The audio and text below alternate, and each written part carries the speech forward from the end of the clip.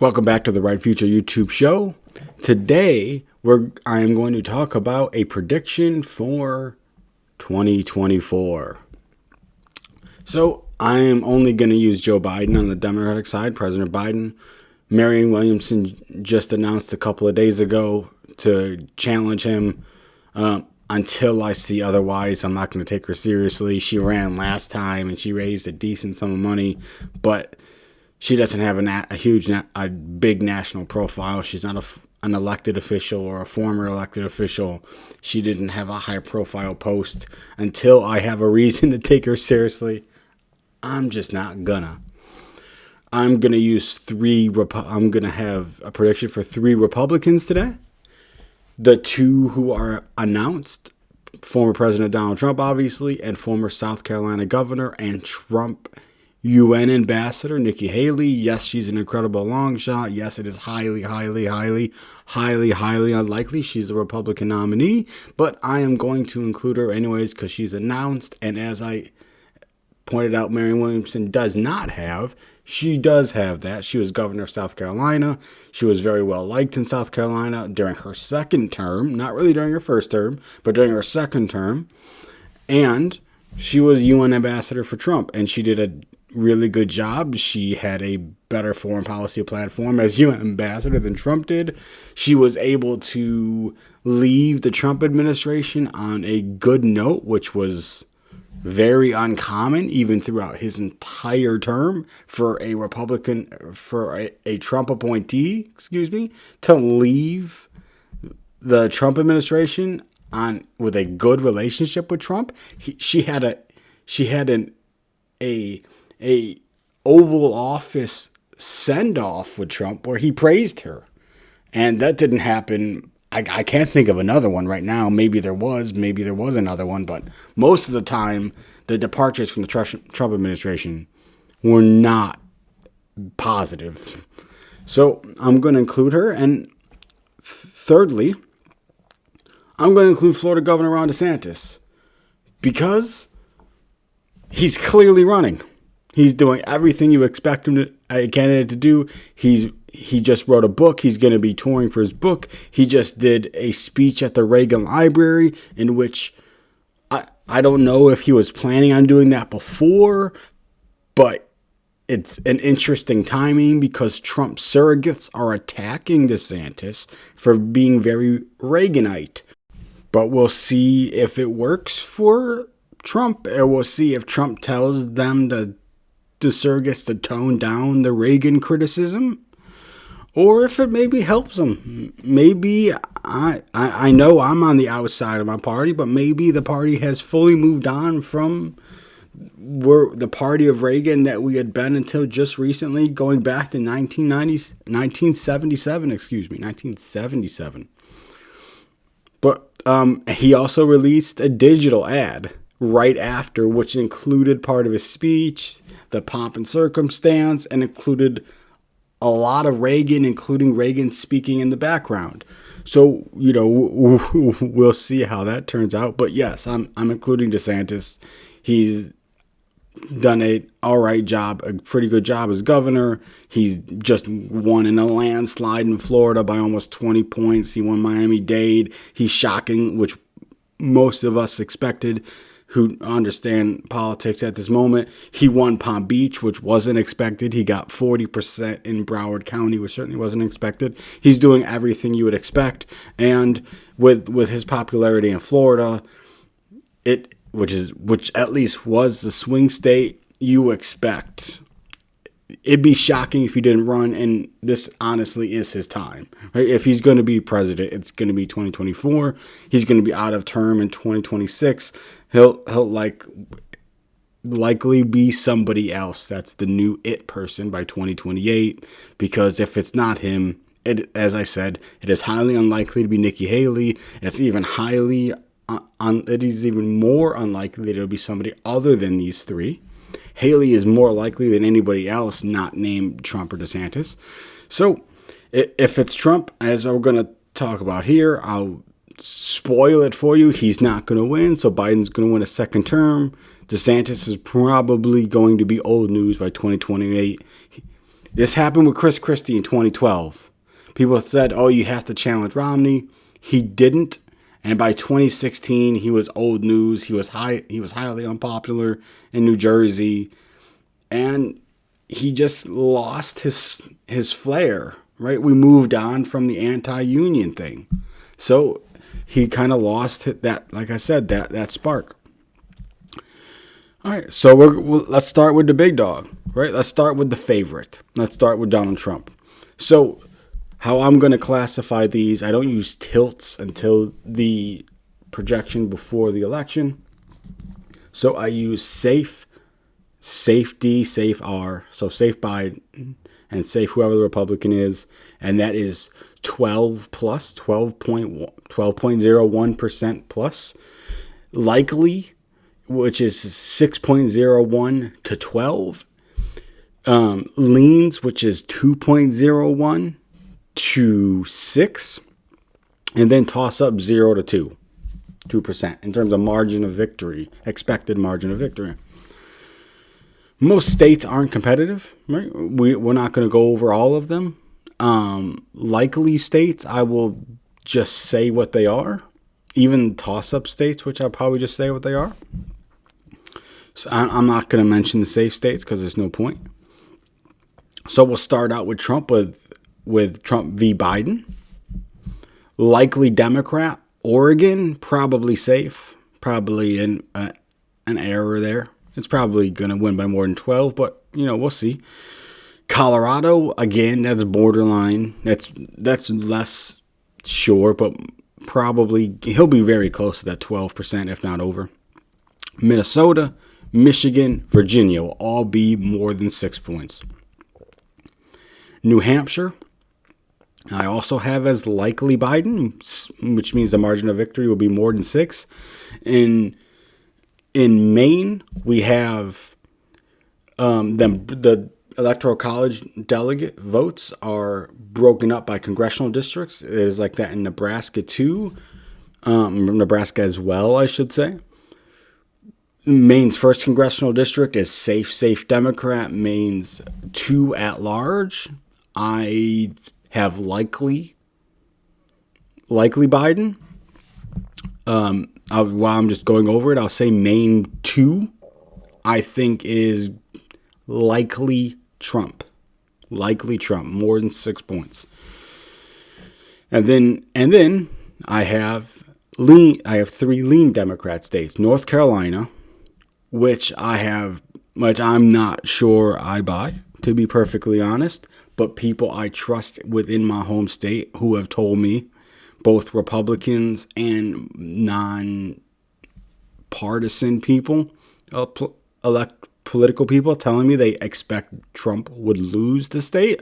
I am not all that confident, but at this early stage, I'll take their word. Georgia is absolutely going to be Biden plus 2 or more. I mean, Biden won it in 2020. He's not going to win it by less. Georgia is anti-Trump. I don't think they're blue. I just think it's not Trump. And then Arizona as well. Look, you can't say the election was stolen when independents know they didn't vote for you. When you're getting blown out by independents in Arizona, you're going to lose. And then I have 3 toss-up states: Pennsylvania, Wisconsin, Nevada. Those 3 states make up.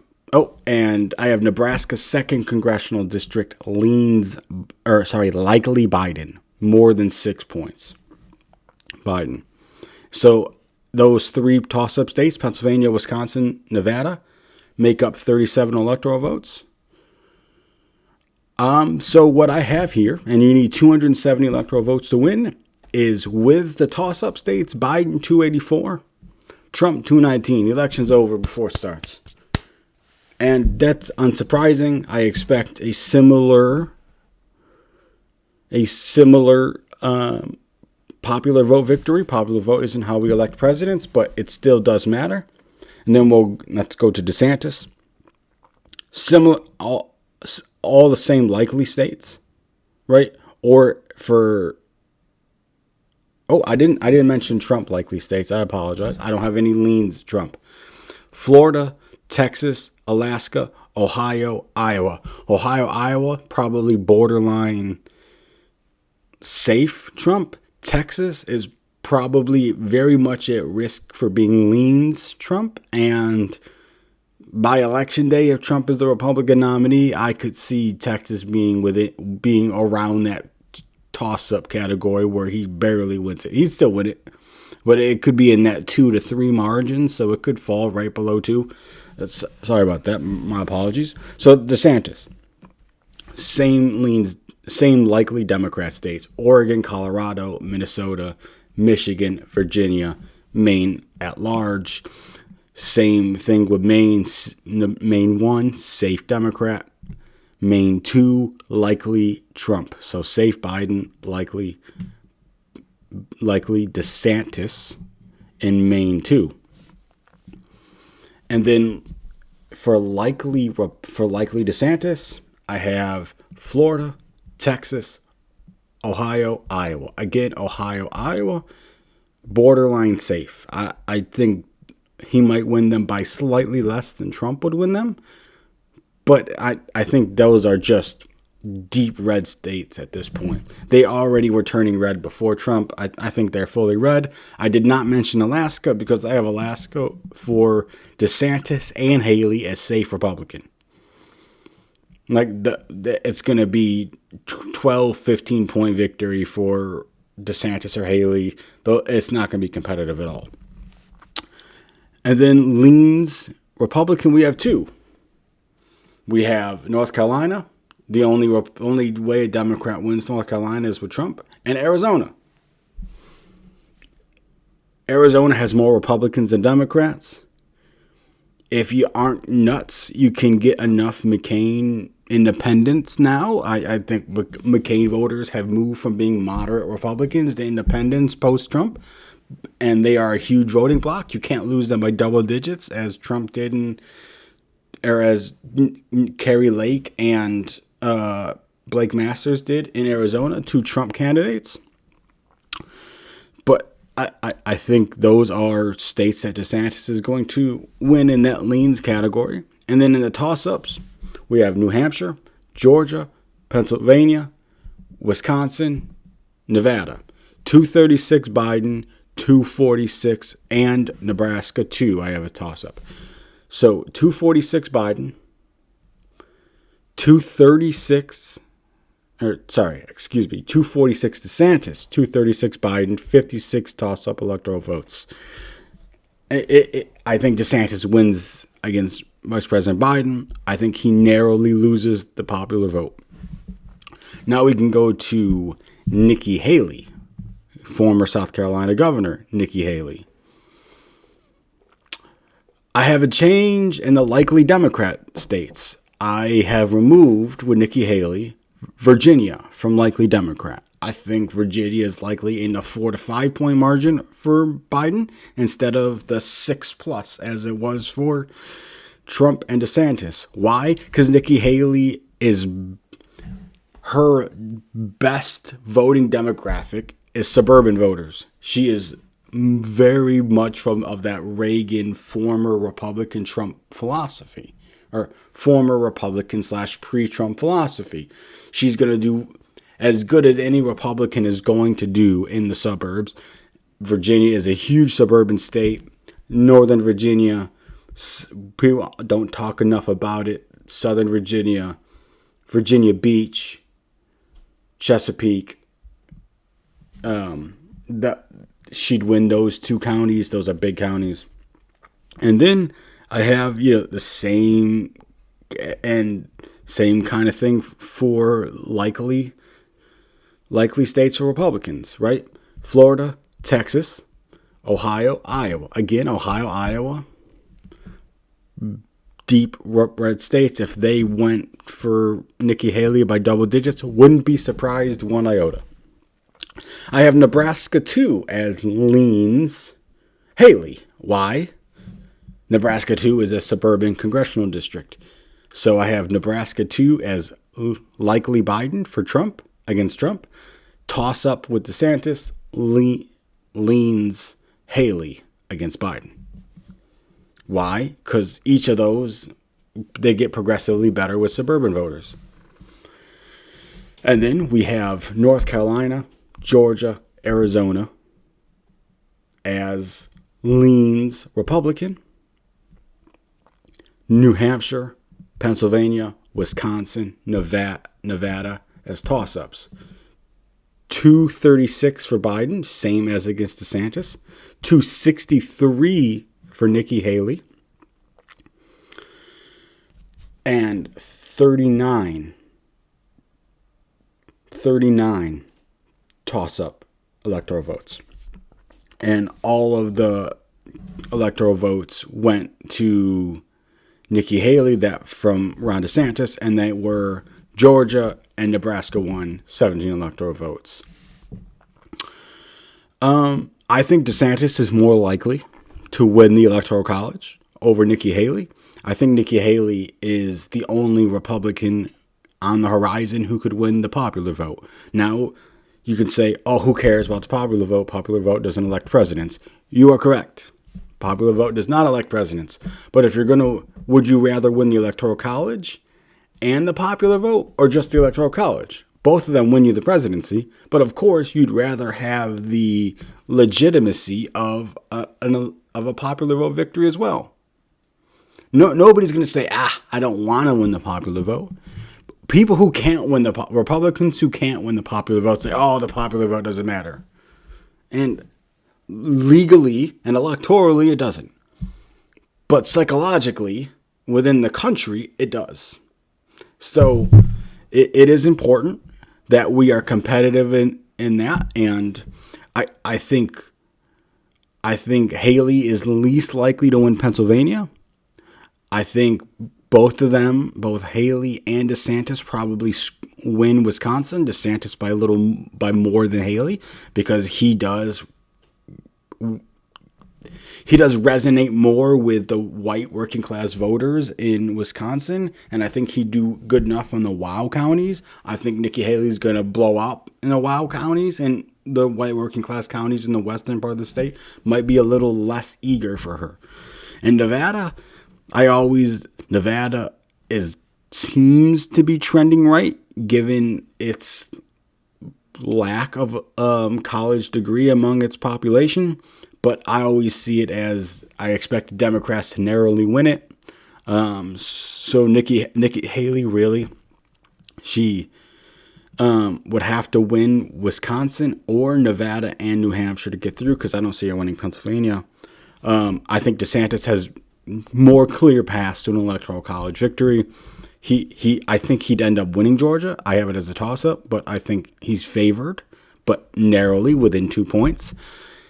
I think he would definitely win Wisconsin, and I think those two states would get him the presidency. So Georgia and Wisconsin, that is. So I think DeSantis is a favorite against Biden. So that's my early prediction. Again, it's March 2023. You take these with a grain of salt. These are all for fun. At this point, we don't know what's going to happen over this year. We haven't had any debates. We haven't really had any serious polls. So thanks for tuning in. I'll catch you in the next one.